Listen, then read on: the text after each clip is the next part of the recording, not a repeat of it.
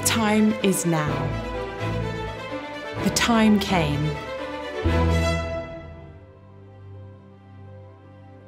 When his time of service was completed, he returned home.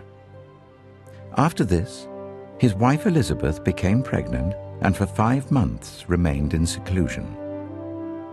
"The Lord has done this for me," she said. "In these days he has shown his favor and taken away my disgrace among the people." The Hebrew form of the name Elizabeth means worshipper of God. Everything that we know about Elizabeth, wife of Zechariah and mother of John the Baptist, can be found in the book of Luke. She was a descendant of the priestly line of Aaron and a really close relative of the Virgin Mary. Luke tells us that Elizabeth had lived a blameless life with her husband in one of the hill towns of Judea, but she'd reached an old age with her prayers for a son unanswered. As we heard yesterday, Elizabeth's husband Zechariah was burning incense in the temple when the angel Gabriel appeared to him and announced that a son who would be great in the sight of the Lord would be born to Elizabeth.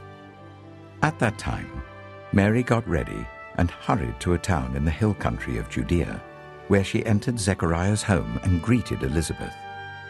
When Elizabeth heard Mary's greeting, the baby leapt in her womb, and Elizabeth was filled with the Holy Spirit. In a loud voice she exclaimed, "Blessed are you among women, and blessed is the child you will bear. But why am I so favored that the mother of my Lord should come to me? As soon as the sound of your greeting reached my ears, the baby in my womb leapt for joy. Blessed is she who has believed that the Lord would fulfill his promises to her." When she was already 6 months pregnant, the angel appeared to Mary to tell her of the birth of Christ. Mary came to visit Elizabeth, and when Mary entered the house, the baby in Elizabeth's womb leaped for joy. We read that the elderly lady Elizabeth was filled with the Holy Spirit, and in a loud voice she said, "Blessed are you among women, and blessed is the child you will bear." As if this were not dramatic enough, Elizabeth goes on to call Mary Mother of my Lord. Elizabeth wasn't the kind of person to whom exciting things happened, yet here she is in old age, expecting a miraculous son, and now recognising with prophetic power the unborn incarnate Christ in Mary's womb and choosing to worship him.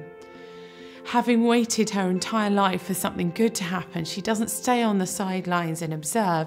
She enters into the action wholeheartedly. In the fullness of God's timing, she has a significant role to play. She's the mother of John the Baptist, and she's now able to follow him in worshipping Christ. We get a strong sense that Elizabeth has learned from Zechariah's situation in what she says next. She says, "Blessed is she who has believed that what the Lord has said to her will be accomplished." Elizabeth is able to commend Mary for her faith.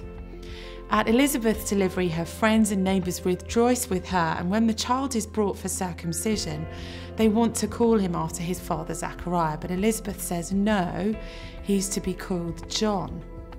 Again, she's faithful to the promise the angel had given her husband. She's seen the consequences of cynicism, and she's determined to be full of faith and hope. Elizabeth must have felt forgotten by God after years of faithful service, with time, chronos, passing year after year. Yet when God's marvellous intervention came in his perfect timing, this woman met the Kairos events with joy and faith. She'd not become hardened by disappointment. Somehow she'd learned to trust God even in lengthy, difficult times. This was all part of God preparing her to be a part of the Advent story. And she gives birth to the forerunner of Christ, John the Baptist.